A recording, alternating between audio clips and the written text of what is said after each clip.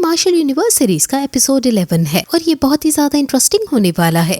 तो पिछले एपिसोड में हमने देखा था कि लिंग डोंग को ये बात पता चल चुकी थी कि कंपटीशन बहुत ही जल्द स्टार्ट होने वाला है। वैसे उसकी मुलाकात कुंग-चू के क्लैन के एक एल्डर से भी होती है जो कि लिंग डोंग से एंसेस्ट्रल सील लेने आया था। अब उससे किसी तरह लिंग डोंग बच जाता है, पर बाद में कुंग-चू उस एल्डर को खत्म कर देता है और ये चीज देखकर लिंग डोंग बहुत हैरान था क्योंकि कुंग-चू अब पहले से बहुत ही ज्यादा ताकतवर हो चुका है। तो इस एपिसोड की शुरुआत उस कंपटीशन से ही होती है जो कि अब स्टार्ट हो चुका था। हमें जानने को मिलता है कि यहाँ पर कई सारे प्लेटफॉर्म बनाए गए हैं जिससे कि कई फाइट्स एक साथ करी जा सकती हैं। अभी हर प्लेटफॉर्म पर दो डिसाइपल फाइट कर रहे थे जो कि अलग अलग ब्रांच से हैं। साथ ही हर बार की तरह इस कंपटीशन के दौरान हजारों की भीड़ वहाँ पर आई थी। वैसे वो सभी मेन ब्रांच के एल्डर्स हैं और साथ ही लैन ज़ियाना भी वहाँ सबसे ऊपर बैठे हुए हैं और वहीं से इन फाइट्स को देख रहे हैं। अभी सबसे पहले हमें लिंग डोंग के ब्रांच के एक लड़के को दिखाया जाता है जिसकी फाइट अभी मेन ब्रांच के एक डिसाइपल से हो रही थी।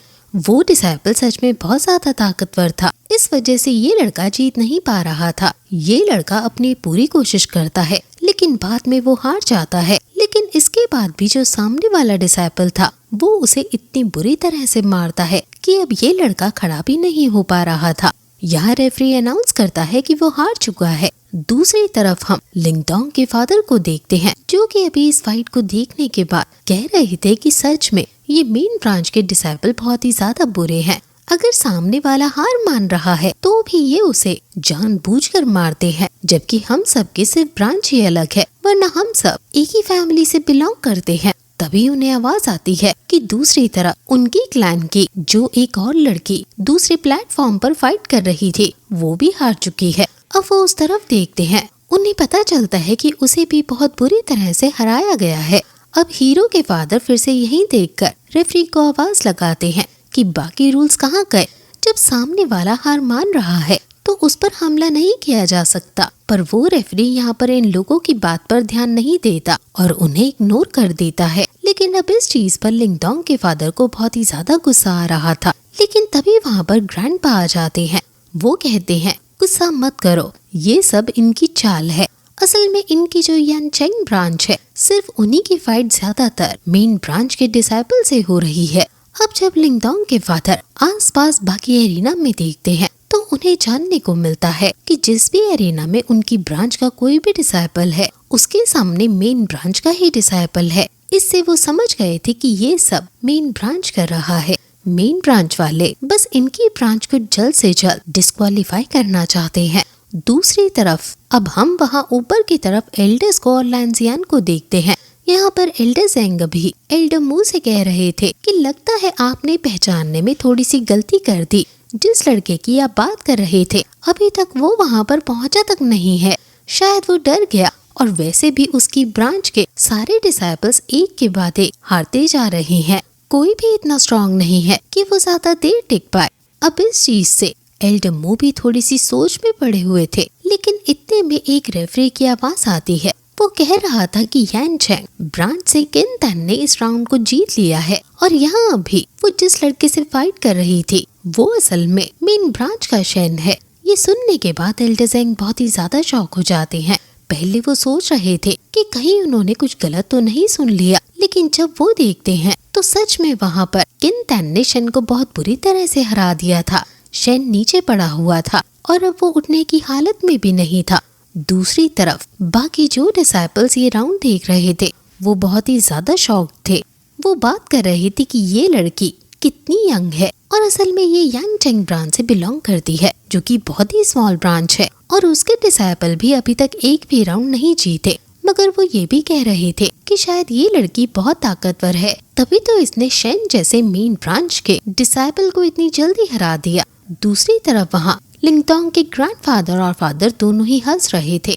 वैसे यहाँ एल्डर ज़ेंग को इस बात से बहुत गुस्सा आ रहा था।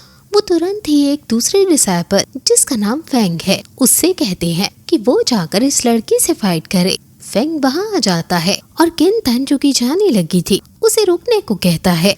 किन तन पूछती है कि क्या हुआ, मैंने तो अपना राउंड पहले ही क्लियर कर लिया, पर फेंग कहता है कि मैं तुम्हें चैलेंज करना चाहता हूँ। अब किन-तान को नहीं पता था कि इस कंपटीशन के दौरान किसी दूसरे को चैलेंज भी किया जा सकता है। तभी वो रेफरी वहाँ पर बताता है कि हाँ, चैलेंज करना अलाउड है और एक ब्रांच का कोई भी डिसाइपल किसी दूसरे ब्रांच को चैलेंज कर सकता है और उस दूसरे वाले को एक्सेप्ट भी करना होगा। वैसे इसमें एक अच्छी चीज ये है कि अगर वो दूसरी ब्रांच का डिसाइपल चाहे तो खुद फाइट ना कर अपने किसी दूसरे साथी डिसाइपल को लड़ने के लिए बुला सकता है। लेकिन अगर वो दूसरा डिसाइपल भी हार जाता है या मारा जाता है तो इससे पहले वालों को भी डिस्क्वालीफाई कर दिया जाएगा। ये सुनकर यहाँ किन-तान बहुत ज्यादा शॉक थी। दूसरी तरफ यान चैंग ब्रांच के सभी डिसाइपल्स बात करने लगे थे कि सच में ये मेन ब्रांच तो हमारे ऊपर ही टारगेट किए हुए है। वैसे यहाँ पर फेंग भी किन-तान से कह रहा था कि अगर तुम चाहो तो मेरे चैलेंज को मना कर दो, कोई बात नहीं। तुम्हारी ब्रांच में तुम बाकी डिसाइपल से ज्यादा अच्छा लड़ती हो, तुम्हें सेफ रहना चाहिए। शायद तुम फ्यूचर में मुझे हराने की बन सको। अब इस बात से किन-तान को थोड़ा गुस्सा आ रहा था, मगर वो सोच रही थी कि क्या करना सही होगा। दूसरी तरफ हम वहाँ एल्डर मू को देखते हैं, जिन्हें ये चीज बिल्कुल पसंद नहीं आई थी। वो एल्डर जेंग से कह रहे थे कि ये गलत है, कंपटीशन जैसा चल रहा था हमें वैसे ही चलने देना चाहिए। अगर फिर से इस लड़की की फाइट हमारे मेन ब्रांच के किसी डिसाइपल से होती है तो वो लड़ सकती थी, हमें सामने से चैलेंज नहीं करना चाहिए। पर एल्डर जेंग इस बात पर कहते हैं कि चैलेंज करना ऑलरेडी रूल्स में लिखा हुआ है। साथ ही साथ यहाँ पर लैंजियन भी कह रहा था कि एल्डर मू आप सच में यान चैंग ब्रांच को बहुत पसंद करते हो। वैसे यहाँ पर नीचे अभी रेफरी किन-तान से कह रहा था कि तुम्हें जल्द से जल्द डिसाइड करना होगा कि आखिर तुम्हें क्या करना है। किन-तान भी ज्यादा नहीं सोचती और चैलेंज को एक्सेप्ट कर लेती है। ये देखकर बाकी ब्रांच के डिसाइपल अभी बहुत ही ज्यादा शॉक हो गए थे।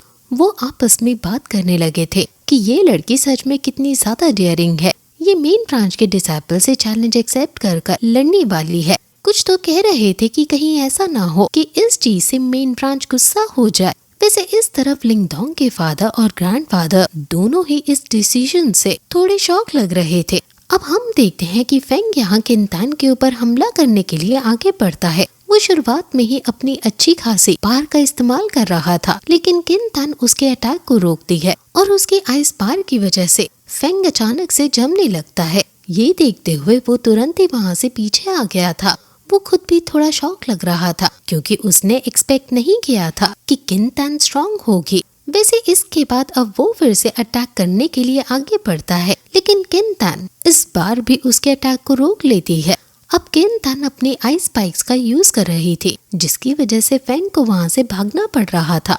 अब वो धीरे धीरे हवा में आ जाता है, जिससे कि वो किन-तान के अटैक से बच सके। पर किन-तान भी उसी वक्त हवा में आ गई थी और उसने फेंग के पेट पर मारते हुए उसे वहाँ से नीचे गिरा दिया था। साथ ही साथ किन-तान फेंग से कहती है कि देखो, मुझसे फाइट करते वक्त तुम्हारी युआन दान एनर्जी भी डैमेज हो सकती है, इसका मतलब तुम्हारी कल्टीवेशन भी खराब हो सकती है, इसलिए मेरे हिसाब से अब तुम्हें हार मान लेनी चाहिए। लेकिन अब फेंग इससे और गुस्से में आ गया था।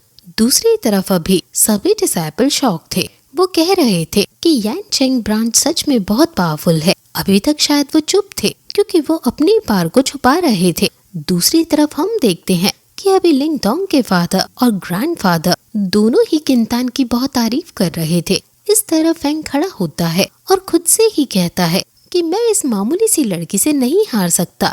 इतना कहते हुए वो अपने पास से एक एलिक्सर निकालकर उसे खा लेता है, जो कि उसकी कल्टीवेशन स्पीड को और उसकी एनर्जी को पहले से दुगने लेवल पर ले जाएगा। मगर ये चीज किन-तान ने देख ली थी। वो पहले ही शॉक थी क्योंकि वो समझ गई थी कि फेंग एलिक्सर के थ्रू अपनी कल्टीवेशन को फोर्सफुली बढ़ा रहा है। सामने फेंग अब हमला करने के लिए पूरी तरह से तैयार था। वो पहले तो अपनी एनर्जी को रिलीज करता है, जो कि बहुत ज्यादा हो चुकी थी। किन-तान रेफरी से कहती है कि ये चीटिंग कर रहा है, लेकिन रेफरी कहता है कि मुझे तो नहीं लगता, मेरे हिसाब से तुम्हें फाइट स्टार्ट करनी चाहिए। इतना सुनते ही यहाँ पर फेंग ने किन-तान के ऊपर हमला करना शुरू कर दिया था। किन-तान किसी तरह से उसके अटैक से बच जाती है, लेकिन हम देखते हैं कि अब वो फिर से उसकी तरफ हमला करने के लिए बढ़ रहा था। किन तैन को उसके अटैक से बचने के लिए तेज तेज भागना पड़ रहा था, पर फिर भी फेंग के अटैक बहुत फास्ट थे और इस बार वो और भी ज्यादा स्ट्रॉन्ग हो चुके थे, जिस वजह से किन तैन की आइस पार भी यहाँ पर कुछ काम नहीं आ रही थी। कुछ देर बाद हम देखते हैं कि किन तैन भागते हुए रुक जाती है। वो अपनी पूरी आइस पार लगा देती है। अब धीरे धीरे फेंग फिर से जमने लगा था, लेकिन उसकी पार के सामने इस बार वो आइस कुछ काम नहीं आती और ब्रेक हो जाती है, जिस वजह से किन तैन वहाँ से थोड़ा पीछे को भी फिक जाती है। अब वो रुकती है तो फेंग फिर से उसकी तरफ हमला करने वाला था। दूसरी तरफ लिंगडोंग के फादर कह रहे थे कि अचानक से फेंग इतना ज्यादा ताकतवर कैसे हो गया, उसकी कल्टीवेशन कैसे बढ़ गई। मगर जब फेंग आगे बढ़ रहा था अटैक करने के लिए, उसी वक्त वहाँ किन तैन को कुछ महसूस होता है। वो कहती है कि कहीं ये वही तो नहीं, और बस वो इतना कह ही रही थी कि इतने में वहाँ पर एंट्री होती है लिंगडोंग की। वो पाइथन के ऊपर बैठकर आता है और नीचे आकर उसी प्लेटफॉर्म पर रुक जाता है जहाँ किन तैन की फाइट चल रही थी। उसे देखते हुए फेंग बहुत ज्यादा शॉक था। वैसे किन तैन भी बहुत खुश लग रही थी। यहाँ फेंग कहता है कि आखिर तुम हो कौन और हमारे राउंड के बीच में आने की तुमने हिम्मत कैसे की। इतना कहते हुए वो यहाँ लिंगडोंग के ऊपर हमला करने के लिए आगे बढ़ रहा था। लिंगडोंग अपने नॉर्मल स्पिरिचुअल पंच से फेंग को वहाँ से बहुत ही तेजी से दूर फेंक देता है, पर इसके बाद फेंग यहाँ पर अपने एक और एलिक्सर को निकालते हुए उसे खाने वाला था, लेकिन किन तैन पहले ही लिंगडोंग से कह देती है कि इसने पहले भी इसे एलिक्सर का यूज किया था। लिंगडोंग इसके लिए पहले से तैयार था, इस वजह से वो आगे बढ़कर उसके हाथ पर पैर रख देता है, जिस वजह से वो एलिक्सर सामने गिर जाता है। लिंगडोंग कहता है कि देखा आप सभी ने, ये चीटिंग कर रहा था। ये देखते हुए हर कोई शॉक हो गया था। यहाँ पर रेफरी ने तो उसकी बात सुन ली थी, लेकिन वो तुरंत कहने लगता है कि आखिर तुम हो कौन और मैच के दौरान बीच में आने की गलती तुमने की कैसे। इतना कहते हुए वो लिंगडोंग के ऊपर हमला करने के लिए आगे बढ़ता है, लेकिन लिंगडोंग भी अपनी पार से उसे रोक लेता है। साथ ही साथ यहाँ पर लिंगडोंग ने फेंग को वहाँ से दूर कर दिया था, क्योंकि इस अटैक में उसे सीरियस चोट भी लग सकती थी। वैसे रेफरी अब रुक जाता है और देखता है कि उसके अटैक का लिंगडोंग के ऊपर कुछ भी असर नहीं हुआ है। ये देखकर सभी डिसाइबल बहुत ज्यादा शॉक हो रहे थे और कह रहे थे कि क्या ये डिसाइबल भी येनचैंग ब्रांच से है। सच में येनचैंग ब्रांच तो बहुत ही ज्यादा ताकतवर है। सभी लोग बहुत ज्यादा शॉक हो रहे थे और वहाँ पर उस रेफरी को बहुत गुस्सा आ रहा था। वो गुस्से में पूछता है कि बच्चे आखिर तुम हो कौन, जिस पर लिंगडोंग बताता है कि वो येनचैंग ब्रांच का डिसाइपल लिंगडोंग है। ये सुनकर सभी शॉक हो जाते हैं और सभी लिंगडोंग की तारीफ करने लगते हैं। वैसे सभी के सामने फेंग का राज खुल गया था कि उसने एलिक्सर का यूज किया, इस वजह से उसे वहाँ पर डिस्क्वालीफाई करना पड़ता है। दूसरी तरफ एल्डर मुआ भी लिंगडोंग को देखकर बहुत खुश थे। साथ ही लिंगडोंग के फादर भी खुश थे और उसके ग्रैंडफादर अभी जोर जोर से हंस रहे थे। इस तरफ हम देखते हैं कि वो रेफरी अब लिंगडोंग को कुछ नहीं कह सकता था।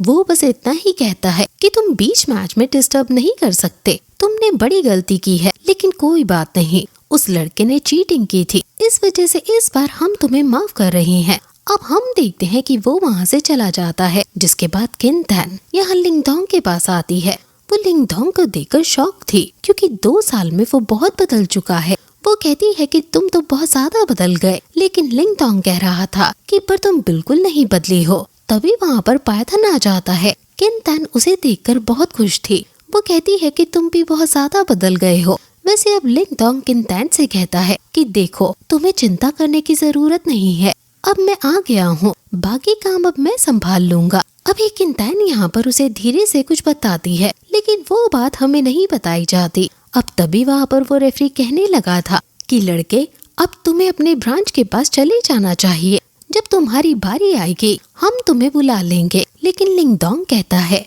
नहीं, मैं किसी को चैलेंज करना चाहता हूँ। रेफरी तो ये सुनकर शॉक था। वो कहता है कि तुम किसे चैलेंज करना चाहते हो। अब लिंगडोंग तुरंत ही ऊपर की तरफ चला गया था। वो सबसे ऊपर वाले प्लेटफॉर्म पर जा रहा था। यहाँ रेफरी तो बहुत ज्यादा शॉक था। वो कहता है कि तुम कहाँ जा रहे हो, पर लिंगडोंग कुछ नहीं कहता। हम देखते हैं कि किन तैन और पाइथन वहाँ से चले गए थे, क्योंकि अब किन तैन समझ गई थी कि लिंगडोंग क्या करने वाला है। यहाँ लिंगडोंग सबसे ऊपर पहुँचता है और आकर कहता है कि मैं किसी को चैलेंज करना चाहता हूँ और उसका नाम लानजियान है। अब इतना वो जैसे ही कहता है तो सबसे पहले वहाँ ऊपर लैंजियान शॉक होता है और उसके बाद वहाँ की हर एक ब्रांच का हर एक डिसाइपल शॉक होता है। वो सभी कह रहे थे कि लिंगडोंग आखिर ये कह क्या रहा है, क्या वो सच में लैंजियान को चैलेंज करने वाला है। मगर इसी के साथ ये पार्ट यहीं पर एंड होता है। इसका अगला पार्ट भी हमने दूसरे चैनल पर अपलोड कर दिया है। आप एंड स्क्रीन पर क्लिक कर या फिर डिस्क्रिप्शन बॉक्स में दी गई लिंक से उसे देख सकते हो।